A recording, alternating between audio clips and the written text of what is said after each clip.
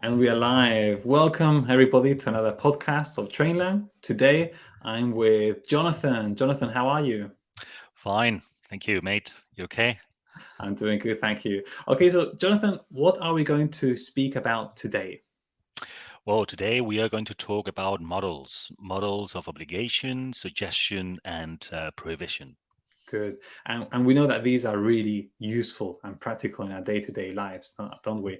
Because we all have things that we need to do, that we have to do, and we are surrounded by prohibitions of things that we maybe it's a suggestion that if you do it, it's bad. Maybe it's something that you just have to cut out completely. So these are prohibitions.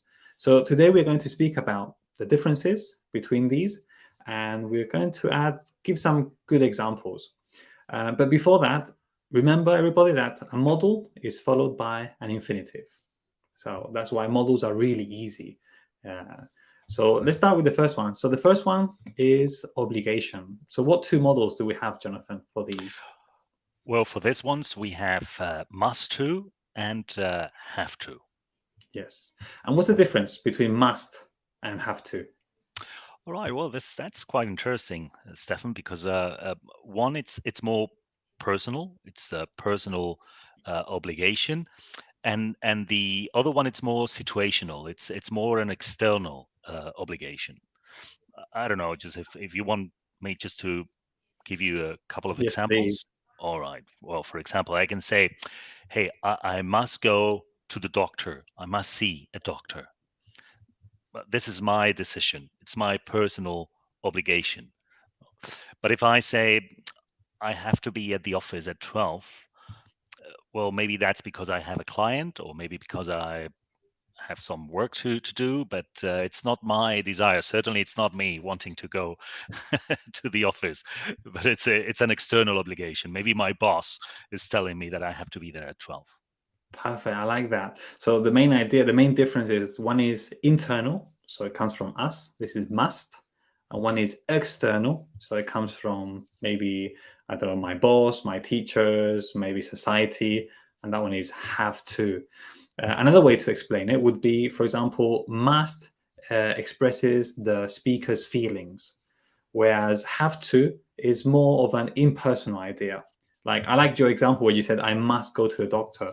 Now, obviously, you want to go to a doctor. It involves feelings because you know that if you don't, something bad will happen. Whereas have to is general, like I have to brush my teeth every day. Okay, there's no feelings involved in that. It's just a general obligation. Okay, whereas if I said another example would be, I must tell you something, Jonathan. Okay, so here this is not imposed by anybody. It's my personal decision imposed by myself, and it involves feelings. Yes, maybe it's something important, and I must speak with you. Okay, Yeah, great. I think that's quite clear. yeah, you're right. Just maybe to add something to that, I also thought that maybe uh, we can use this for things we think are necessary. No, just for example, hey, you must finish your food. Or just okay, I'm telling you what I think you must do. Good, that's true. And so there's a difference though. We say that must is internal, have to is external, maybe from society, teachers. And when we have to follow a law, which one is it? Is it must or have to? Like for example, I must wear a uniform or I have to wear a uniform. Which one would it be, Jonathan? Well, just if it's an external obligation, then I have to wear a uniform. It's not something that I'm deciding to do. Very good. Exactly. And then when it's rules by government, okay, in that case we use must. Hmm. Okay, so you must stop at a red light. Okay, you must I don't know, you must pay your bills. Yeah. So when it's a rule by law, Hmm. if it's a law, then we use must. So that's a slight difference, yeah? So have to external unless it's a law. And in Yeah. that case, laws imposed by governments, those are must. Good. And so what's the negative of, so obviously the negative of an obligation is a prohibition. So Hmm. which one would it be? All right. Well, we would have mustn't or must not, or don't have to. Those would be the Okay, ones. good. And are they the same? Mustn't and No, no, have no, to? no. They are not. It's not like must and must do and have to. No, that have slight differences. In the case of mustn't and don't have to, there's a clear difference. No, just mustn't is a clear prohibition, and don't have to would be just something that is not necessary to do. I don't know if you can give a couple of examples. Yes, perfect. Yeah. For example, I always like this example when I teach my students. I tell them you mustn't cheat during an exam. Cheat, hacer trampas. Hmm. So you mustn't cheat during an exam. This is a prohibition. It can't be done, or you shouldn't do it. You mustn't cheat. But the meaning changes dramatically if you say you don't have to cheat. If I say you don't have to cheat, it means that it's not necessary. If you cheat, well done. If you don't cheat, well done also. So the meaning changes completely. So obligations, there are two: must, have to. But prohibitions, there is only one, Yeah. which is mustn't. Okay, all types of prohibitions, things that you shouldn't do. This is mustn't. Do you have any other example, maybe with have to, or sorry, don't have to? All right. Well, just I don't know. Let me think. For example, well, you don't have to um, do your homework now. Would Okay. be one. Although we want our students to do the homework always, no, but something that is not necessary. Hey, or maybe just you don't have to wear a tie, for example. All right, and with prohibition, you mustn't touch the fire because you know it's going to burn. So that's a prohibition. I like those examples because if you change the modal verbs in all of those examples, you can see how the meaning changes dramatically. For example, you mustn't touch the fire. That's obvious.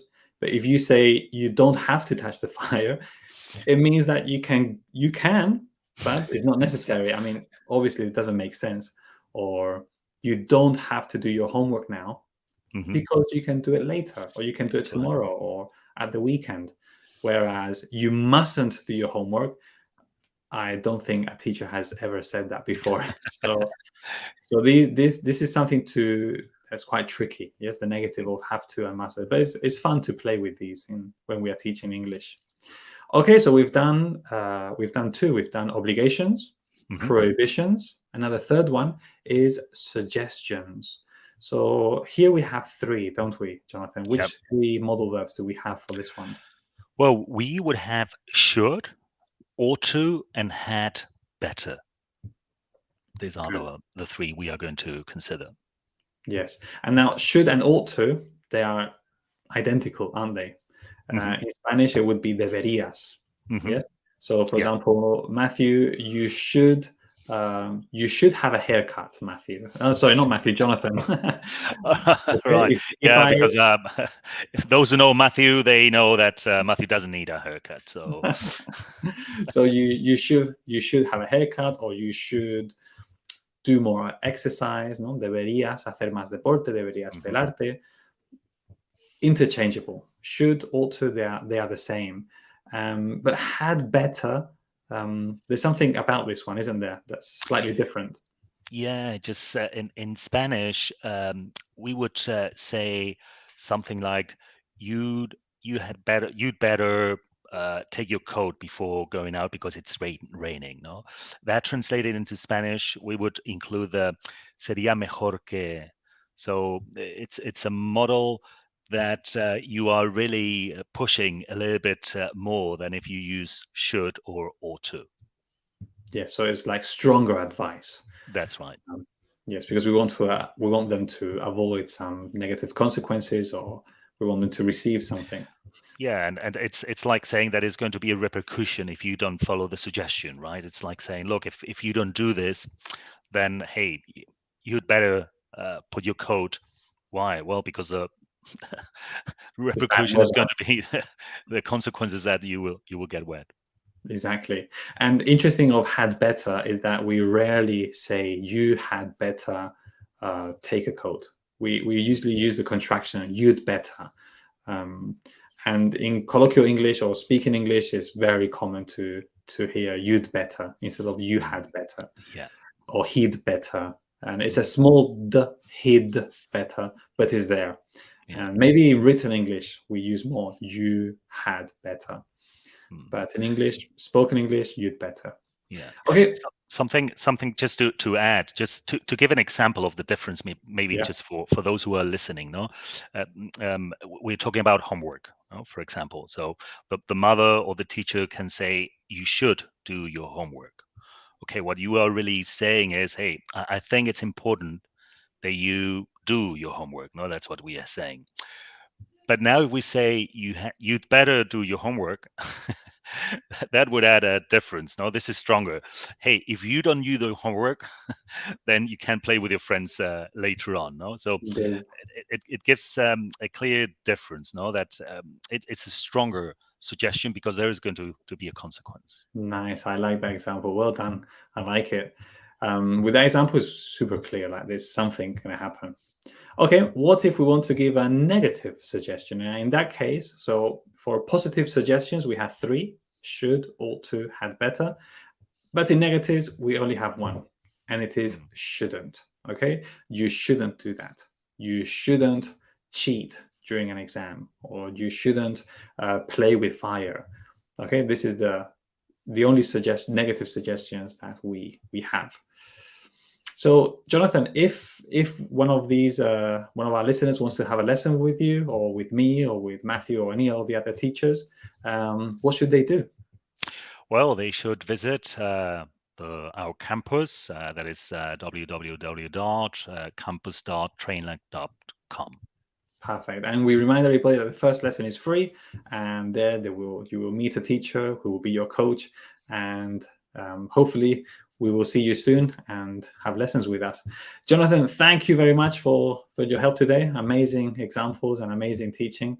And I'll see you next time. Thank you, Stefan. Thank you very much. Bye-bye. See you next time. Bye-bye.